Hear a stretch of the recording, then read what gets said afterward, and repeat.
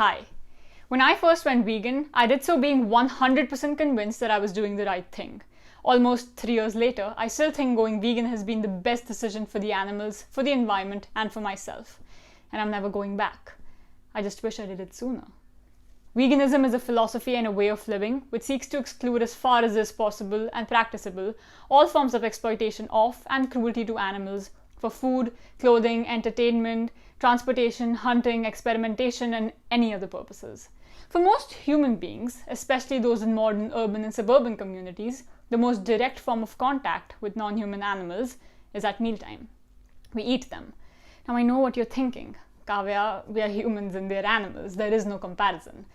But we need to understand that we need to start asking questions. Questions like, how can I morally justify taking the life of an animal when it does not want to die?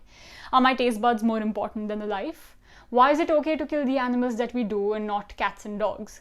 Why is there hypocrisy in our choices? If you pride yourself on rationalism, pride yourself on refusing to leave out any sentient creature from your rational moral code. This is not difficult ethical philosophy. It does not get more basic in the consideration of our ethical conduct than to suggest that perhaps it is not a good idea to cause unnecessary suffering where it could be avoided, especially when the justification for the suffering is as trivial as sensory pleasure. We don't justify the torture of our enemies. How can we then possibly justify the torture of innocent sentient beings that we ourselves have breathed into existence for no other reason than our own moral weakness? As Socrates said, not for the first time, but always, I am the sort of person who is persuaded by nothing in me except the proposition, which seems to me best when I reason about it. I quickly want to respond to some of the biggest reasons/excuses people have to not go vegan. People always tell me it's great that I'm vegan, but they don't want to hear of it any further. Well, shouldn't we tell others of injustices they are causing? Especially now that we are so vigilant and aware of educating ourselves? Then comes the classic personal choice excuse. This argument perfectly demonstrates our detachment from the fact that animal products come from a living being. I value personal choice. I respect the choice of the animals who are exploited and treating as nothing other than a disposable commodity. The question is, which other viewpoint is the person arguing with this point considering, other than their own? Besides, if it is a choice, why do we choose to be cruel? Culture and tradition, is it always moral? It is true we have been eating animals for many centuries, but does the longevity of something justify its continuation in existence? If we look back at history, we can see many atrocities that were committed by society under the guise of tradition. But does the fact that these things were once traditional justify them? Female genital mutilation, bullfighting, Yule Log festival, slaughter of the dolphins in Faroe Islands and Taiji. But animals eat other animals, so I can do it too. Let's consider this. If you were locked in a room with a live chicken and an apple, you would always eat the apple first. Because when we see a living being, we don't feel hungry. We don't want to ravage animals and tear them apart. But when we see an apple, well, we all know how to keep the doctor away. Some animals rape and kill each other. So does that mean humans would be excused if they committed these acts too? Other animals kill out of necessity, whereas humans do not. It is not a matter of survival for us, it is for them. We merely eat animals for taste, that too after heavy cooking and condiments. It is so unbelievably ironic that we deem ourselves so incredibly superior to animals, but when the superiority argument is no longer functionable as an effective excuse for murdering living beings, we suddenly portray ourselves as just a wild animal acting out on our primal instincts. Do you think it wise to base our morality on that of a wild animal? Well then, what about nutrition? The largest and the strongest land animals in the world, the elephant, the rhino, the hippopotamus, what do they all have in common? They're all plant eaters. What about a gorilla? Humans share approximately 98% of our DNA with gorillas and they are herbivorous. The American and the British Dietetic Associations, the largest bodies of nutrition and diet professionals in both countries, have stated that a plant-based vegan diet is nutritionally adequate and safe for all stages of life, including pregnancy, meaning that we can officially get all the nutrients we need without eating animals or their secretions. Protein, iron, calcium, and every other nutrient that we associate with animal products can be obtained easily without the need for exploiting animals. All we need to do is look into it. There are multiple athletes and bodybuilders who are flourishing with a plant-based lifestyle. Oh, but the food chain. I can't stop eating animals because I'm part of the food chain and I don't want to disrupt it. Now, food chains are incredibly important. They help maintain natural ecosystems and natural population sizes of wild animals. What we do to animals when we selectively breed, artificially inseminate, mutilate, and farm them before driving them into trucks to the slaughterhouse where we hang them upside down, kill them, and drain them of their blood is about as far removed from nature as possible and does not resemble anything like a food chain. It resembles nothing in the natural world. We aren't maintaining healthy population sizes or maintaining the ecology of environments. In fact, what we are doing is the opposite. The idea of consuming animal products couldn't be more further detached to the idea of a food chain. Oh, but at the end of the day, morality is subjective, right? So I can do what I want. Alright, if morality truly was subjective, then there would be absolutely no need for a judicial system or prisons, because there would be no such thing as good or bad behavior, and everything would be acceptable. Unnecessary murder is immoral. We don't need religion or science to know that. Abusing someone is immoral. Causing intentional pain or suffering to anyone for no necessary reason is immoral. We know these things because within us all exists an understanding of what is right and what is wrong. We can become blinded by conditioning, but all we have to do is put ourselves in the position of the victim to understand why the action of hurting another cannot be morally justified. I believe morality is as simple as, would I want that done to me? And if not, what right do I have to do it to another? Veganism is a moral emergency. Why, you might ask? Because a person on the road would know of human trafficking, racism, murder, robbery, etc. to be a bad thing, but they would be completely oblivious as to why mutton or chicken biryani is bad. If you were to be walking on the road and see a dog being beaten to death, you would intervene or call for help. What is the difference when that same action were to be done to a fish, a chicken, a pig, a goat, or a cow? Is it because they are hidden behind four walls where we can't hear their screams of terror while their necks are being slit open? Ask yourself that. We cannot be speciesists. Speciesism is the human-held belief that all other animal species are inferior. Speciesist thinking involves considering animals who have their own needs, desires, and complex lives as a means to human ends. Moreover, it also ranks animals, so we can conveniently choose which ones are meant for eating and which ones for cuddling. Veganism is a liberation movement that demands an expansion of our moral horizons. Practices that were previously regarded as natural and inevitable come to be seen as the result of unjustifiable prejudice. Who can say with any confidence that none of their attitudes and practices can legitimately not be questioned? I can't. Can you? If we wish to avoid being numbered among all the oppressors, we must be prepared to rethink all of our attitudes to other groups, including the most fundamental of them. We need to consider our attitudes from the point of view of those who suffer by them, and by the practices that follow from them. If we have learned anything from the past liberation movements, we should have learned how difficult it is to be aware of latent prejudices in our particular attitudes to these groups until these prejudices are forcefully pointed out to us. The idea of the rights of animals actually was one used to parody the case for women's rights. When Mary Wollstonecraft, a forerunner of today's feminists, published her Vindication of Rights of Women in 1792, her views were widely regarded as absurd. There is cognitive dissonance in environmentalists, veterinarians, and a lot who even call themselves animal activists but consume animal products. We are meant to be a generation of change. We cannot, as feminists, overhear the cries of animal mothers inseminated and impregnated for months only to have their children taken away as soon as they are born. We cannot call ourselves environmentalists when the animal agriculture sector contributes to the highest percentage of methane emissions, uses the most amount of fresh water resources, uses up about 45% of the world's total land, and causes deforestation. We cannot be doctors that save animal lives during the day and at night have them in our pastas. And my friends in the LGBTQ+ community and my friends of color, we cannot forget how just because a group is a minority or marginalized, they shouldn't be given the rights that they deserve. We cannot be speciesists. Let's talk about doxastic anxiety. Anxiety about forming beliefs. Thinking about something challenging will make you uncomfortable, so you remain willfully ignorant while the bad keeps happening. After all, ignorance is bliss. You didn't know, and you didn't know that you needed to know. But now that you know, what are you going to do? Not only do we not intervene, we put money into the animal agriculture industry. It's an economic moral emergency now. Sexism or racism doesn't go away when you stop paying for it, but animal exploitation does the moment we stop. The idea is to create a demand for alternative products that are cruelty-free and vegan, so the supply eventually goes down.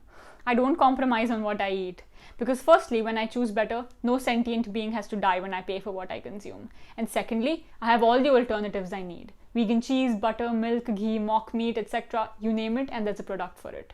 These make it easier for people to go vegan, to show that the grass is actually greener on the other side. Now, are vegans more moral? Let's look at actions, not people. An action can be moral or immoral. So being vegan is more moral than not being vegan, just like not being a racist or a murderer is. But we need to talk about our society and the way we have grown up. Everyone around us has done it, and we've never been told any different.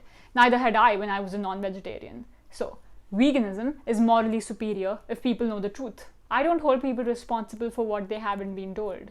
Meat for protein, cow milk for calcium, etc. But I do carry guilt because I contributed to the suffering. But now that you are watching this, you will know about the suffering of animals. You cannot have an excuse to not do better. When you know better, you have a moral obligation to do better.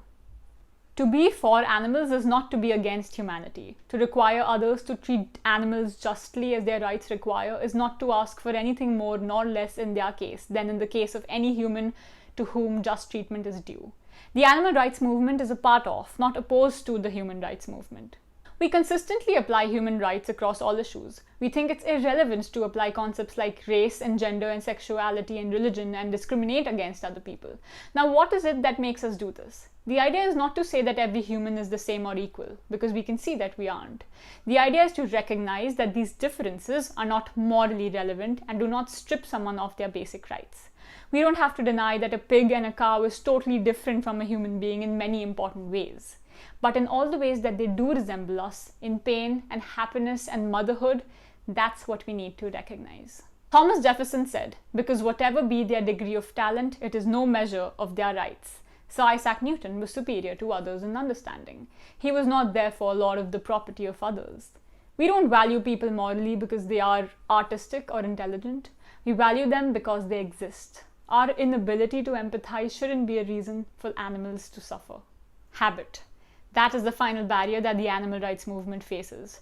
Habits not only of diet, but also of thought and language must be challenged and altered. Habits of thought lead us to brush aside descriptions of cruelty to animals as emotional for animal lovers only. Or if not that, then anyway the problem is so trivial in comparison to the problems of human beings that no sensible person could give it time and attention. This too is a prejudice. For how can one know that a problem is trivial until one has taken the time to examine its extent? Is it right to attribute emotional and social needs to animals? Well, to the best of scientists' understanding, emotions are not some spiritual trait that God has given only to us humans so that we can write poetry and enjoy music. Emotions are biochemical mechanisms that have evolved through natural selection processes to allow animals to solve the problems they encounter every single day so they can survive and multiply. Let's not forget that they have been here longer than us. The idea is to intellectually understand that there is no justification to not be vegan. Now, if you are emotionally lacking the motivation to actually go vegan, bridge the gap between your logical understanding and your emotional motivation. Best way to do that is to watch footage, slaughterhouse footage. It can be hard, but it is after all where all our products come from. Let's see how our food is made. I also highly recommend Earthlings and Dominion, that are documentaries that if you sit through, you will at the end of it all question everything. You will accept that there is no reason for you to keep funding this atrocious industry. Hence, bridge the gap. Don't only think about these things, about logic and morality and animal consumption, but move and align your emotions, because what's happening isn't in your head. It's happening every single day, every second out there. Let's try naming the trait. Now I assume if I ask you about the current way we treat animals in the world, in ways such as mass reproducing them through forceful insemination by rods, which is also synonymous for rape by the way, then taking babies away from their mothers and giving them barely any space to live, and then sending them off for slaughter, where we stun them with guns, put them on hooks, skin them alive, shove a knife through their throats, for them to finally be put off their misery, only for their kin to go through the same process in an endless holocaust. Now, I assume, and I know this sounds explicit, but that's the point. Now, I assume if I asked you, would it be okay for you to treat humans the same way we treat these animals? Your answer would be no. But then I'm sure most of you have some sort of defense to this because you know where this is going. I'd ask you to then name a trait. Now, if you think you can find a trait that differentiates animals from humans, the challenge is to apply that to logic. Now, what is that trait that you think an animal doesn't have? And if we were to remove that trait from a human, would it then be okay to kill that human? Let's see how this works. So the reason why we torture and kill a goat to death is because they don't have a similar sense of awareness as us. Apply that consistently. Take away a human's sense of awareness, but they still feel pain. For example, a severely disabled child who has the same self-awareness as a goat. Would it then be okay to slaughter them? I would think not. But whichever you choose, we are left with a repugnant conclusion that on one side, yes, it is okay to kill these vulnerable of our society, such as a disabled child or the elderly, and the other way, the inconvenient conclusion that animal exploitation has to end. It's not about how different we are, it's about how we are similar. It's not about animals versus humans, it's about animals versus human taste buds. It's about animals versus lipsticks. It's about animals versus designer belts and bags. Raising animals also requires massive amounts of land, food, energy, and water. By shunning animal products, vegans are de facto environmentalists. By being vegan, we are already many steps ahead fighting species extinction, mitigating climate change, cutting greenhouse gas emissions, combating world hunger, reducing energy consumption, preserving habitats, stabilizing oceans, and believe me, the list goes on. Health benefits of a vegan lifestyle are also evident. Plant-based foods like fruits, vegetables, nuts, pulses, and seeds have been shown to help in the treatment of many chronic diseases and are often associated with lower levels of type 2 diabetes, less hypertension, lower cholesterol levels, and reduced cancer rates. A plant-based diet doesn't just prevent heart disease, but there are researches that show it can sometimes even reverse it. I want you to know these aspects because these are important. But if these didn't exist, there would still be a moral imperative to go vegan. Justice, if it's worthy of the name, has to be blind. If it's not justice. The extension of the basic principle of equality, as Peter Singer states it, from one group to another does not imply that we must treat both groups in exactly the same way or grant exactly the same rights to both groups. It does not require equal treatment, but equal consideration. To say that animals feel less because they are lower than us humans is an absurdity. It can easily be shown that many of their senses are far more acute than ours. Visual activity in certain birds, hearing in most wild animals, and touch in others. These animals depend more than we do today on the sharpest possible awareness of a hostile environment. So we can grant that they have the capacity to actually feel more pain and distress than a human being because all they can be is acutely aware at any given point in their natural habitat or in the slaughterhouse. Aware of the states of their now bleeding companions, seeing that they are next in line. They don't have the ability as much as us to live in the past memories or think about their future lives. They flourish in the present. Let's let them. Besides, if you want to reason with, oh, we can talk and they can't, states like Spain are more primitive and have nothing to do with language. Their screams are unheard. That's why they need us to speak up for them. Jeremy Bentham said, the question is not can they reason nor can they talk, but can they suffer? Why should the law refuse its protection to any sensitive being? How did we students carry on protests against injustice and discrimination and oppression of all kinds, no matter how far away from home, while ignoring the cruelties that were and still being carried out on our plates, on everybody's plates? How can we achieve peace when a body means more than life? How can we nurture love when oppression is on our plate, and the truth is hidden from without laws to protect victims in a system created by greed? I will never go through the pain of an animal that has been eaten by me in the past. Clearly, their pain is unimaginable and excruciating. But I will never again compromise my taste for a burger or a glass of milkshake.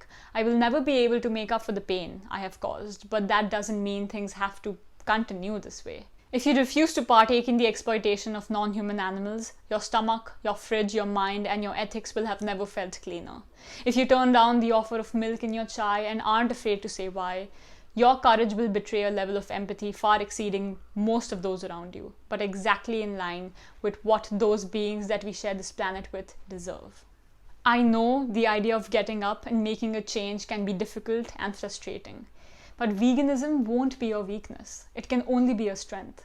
I personally love taking up challenges and asking questions. I want to be part of something big that changes the world for good. I want to do the right thing. So let's cut ourselves a deal. I will stop shoving these moral inconsistencies down your throat the day you stop shoving animals and their secretions down the same hole of yours. I will stop talking about these issues when they cease to exist. I will ruin conversations and have debates and lose more friends or the chance to make new ones. On what other issues would we accept excuses that vegans usually get? We wouldn't. Our current disregard to even consider the suffering of non-human animals make a mockery of any person who claims to give love and fight for animals.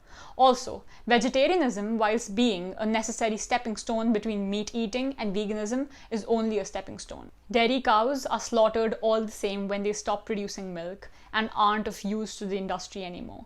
India is one of the top beef producing countries after all. Male chicks are grinded the minute they are born because they are useless. Keeping these animals doesn't do the industry any profit. And that's exactly what they care about.